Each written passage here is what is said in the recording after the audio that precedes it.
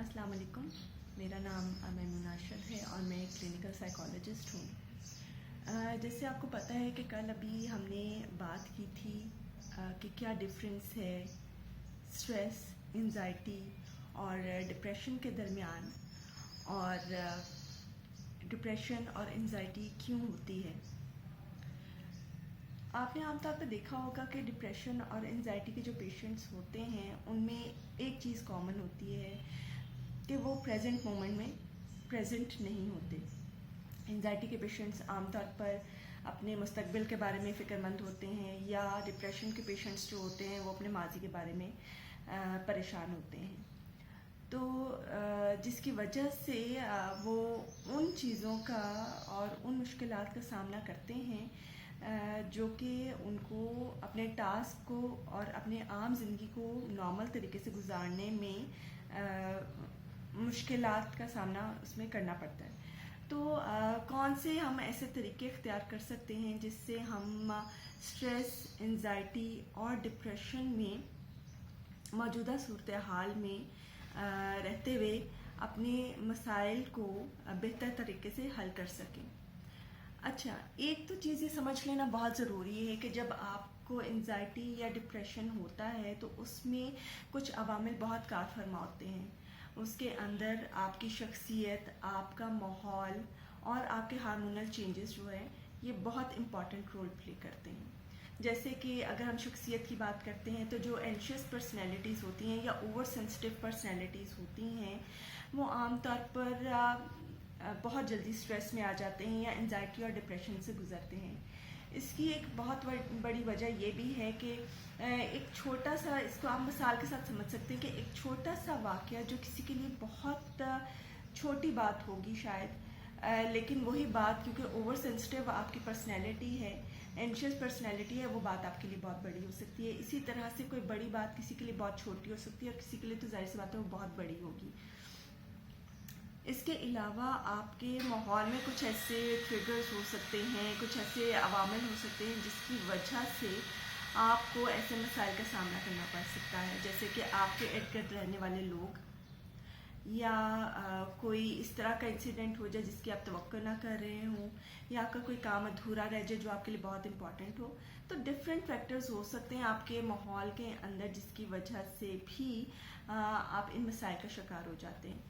اچھا، آج میں آپ کو ایک بالکل بیسک سی ٹیکنیک بتاؤں گی جس کو ہم مائنڈ فلنس ٹیکنیک کہتے ہیں، یا ہم بریدنگ ٹیکنیک بھی کہہ سکتے ہیں۔ یہ آپ اختیار کرتے ہوئے جو اسٹریس ہے، انزائٹی اور ڈپریشن، اس کو آپ بہتر طریقے سے کوپ کر سکتے ہیں اور موجودہ صورتحال میں رہتے ہوئے اپنے بہت سے مسائل کو آپ آسانی سے حل کر سکتے ہیں۔ اچھا، اب اس کے اندر کچھ ٹپس ہیں جو کہ میں آپ کو دوں گی پہلے، کیونکہ وہ جان لینا پہلے ضروری ہے۔ اب جو بریدنگ ایکسرسائز آپ کرتے ہیں یہ آپ اس لیے کرتے ہیں پہلے تو کہ آپ مائنڈ فل رہ سکیں، آپ موجودہ صورتحال میں پریزنٹ رہ سکیں۔ ٹھیک ہو گیا؟ اس کے لیے ضروری ہے کہ جو آپ بریدنگ ایکسرسائز کریں گے تو آپ نے جو سانس لینی ہے اور جو باہر نکالنی ہے آپ نے اس کے اوپر فوکس کرنا ہے، اس پر آپ نے اپنی اٹینشن کو مرکوز رکھنا ہے، نمبر 1۔ نمبر 2، آپ کے ماحول میں جو ارد گرد آپ کے ساؤنڈز ہیں، ٹھیک ہو گیا، آپ نے اس کے ذریعے اپنے ارد گرد جو ساؤنڈز آ رہے ہیں ان پر فوکس کرنا ہے، ٹھیک ہو گیا۔ تیسری چیز، آپ کا لمس، آپ کا ٹچ۔ جیسے میں اس صوفے پہ بیٹھی ہوں تو مجھے اس کا ٹچ فیل ہو رہا ہے اپنے ساتھ، میرا ہاتھ جیسے میرے ہاتھ کے اوپر ہے تو مجھے اس کا ٹچ فیل ہو رہا ہے اس وقت۔ یا آپ یہ کہہ سکتے ہیں اگلے سٹیپ پہ کہ آپ کی اسمیل، آپ کے ماحول میں جو ارد گرد کوئی اچھی اگر اسمیل آ رہی ہے تو اس پر آپ فوکس کر سکتے ہیں، ٹھیک ہو گیا۔ اور اسی طرح سے یہ کچھ ٹپس ہیں جس پہ آپ کنسنٹریٹ کرتے ہوئے آپ پریزنٹ مومنٹ میں آپ پریزنٹ رہ سکتے ہیں۔ اب اس کے اندر یہ ایک چیز ہے کہ کچھ لوگ جو ہیں وہ ان کا جو فوکس ہے، ان کی جو امیجنیشن ہے وہ آنکھیں بند کر کے بہت اچھی ہوتی ہے اور کسی کی آنکھیں کھول کر، تو یہ آپ کے اوپر ہے کہ آپ کس طرح سے کمفرٹیبل ہیں۔ अभी मैं आपको एक्सरसाइज करके दिखाऊंगी। ये एक बेसिक एक्सरसाइज है जो कि आपको प्रेजेंट मोमेंट में प्रेजेंट रहते हुए अपने गोल्स को अचीव करने में मददगार साबित हो सकती है। क्योंकि मेरी इमेजिनेशन जो है वो आइज़ क्लोज करके ज़्यादा अच्छी होती है, तो मैं तो आइज़ क्लोज करके आपको दिखाऊंगी। अब आप ज़रा देखिएगा। गहरा सांस लीजिए और आपने उस पर फोकस करना है। जिस्म को ढीला छोड़ दें।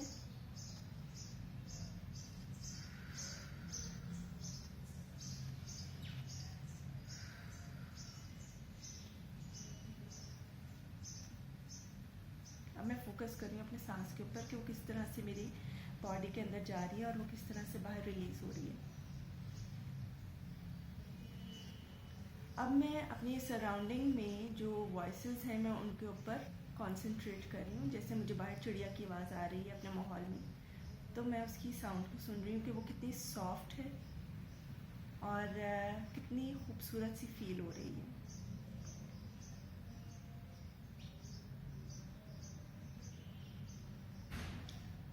इसी तरह से मैंने अभी जैसे परफ्यूम लगाया हुआ तो मुझे उसकी स्मेल आ रही है अपनी सराउंडिंग में, अपने एनवायरनमेंट में, तो मैं उसको फील कर रही हूँ।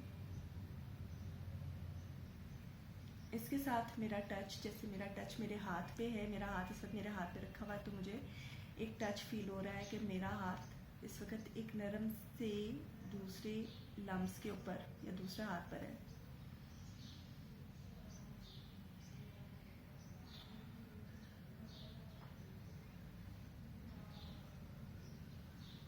मैं कंसंट्रेट कर रही हूँ कि मेरी ब्रीथिंग किस तरह से अंदर जा रही है और किस तरह से बाहर आ रही है। मेरी सराउंडिंग में क्या वॉइसेस हैं, मुझे कौन सी स्मेल आ रही है, मेरा टच क्या है इस वक्त।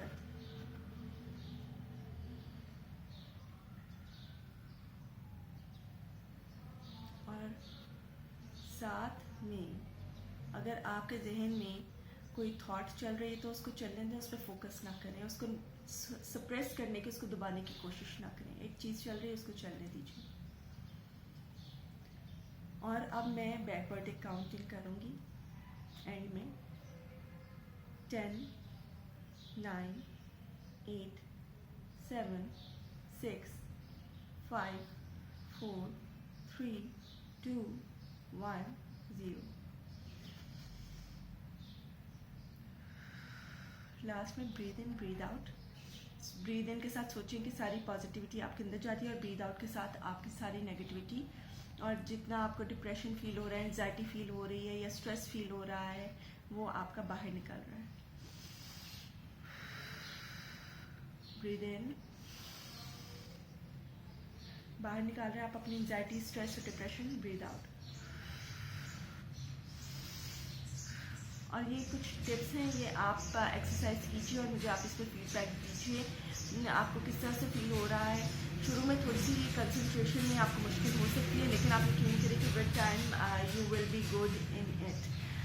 ये एक बेसिक टेक्निक है। विद टाइम मैं इसको आपको थोड़ा टेक्निकल वे में और समझाऊंगी। आप इसको किस तरह से थोड़ा इन्हेंस करके अपनी माइंडफुलनेस को अचीव कर सकते हैं। जैसे कि मैंने पहले बताया, एक मोनोलॉग नहीं है, ये एक डायलॉग है जिसमें आपके फीडबैक मेरे लिए बहुत इंपॉर्टेंट है। इससे मुझे एक रिफ्लेक्शन मिलेगा कि मैं आपको क्या प्रोवाइड कर रही हूँ और आपको क्या बात समझ आ रही है। तो काइंडली अपनी फीडबैक्स मुझे ज़रूर दीजिए ताकि मैं अपने काम को बेहतर कर सकूँ और हम मिलके इस जर्नी को एक माइंडफुल और एक फ्रूटफुल प्रोसेस बना सकें। Thank you so much.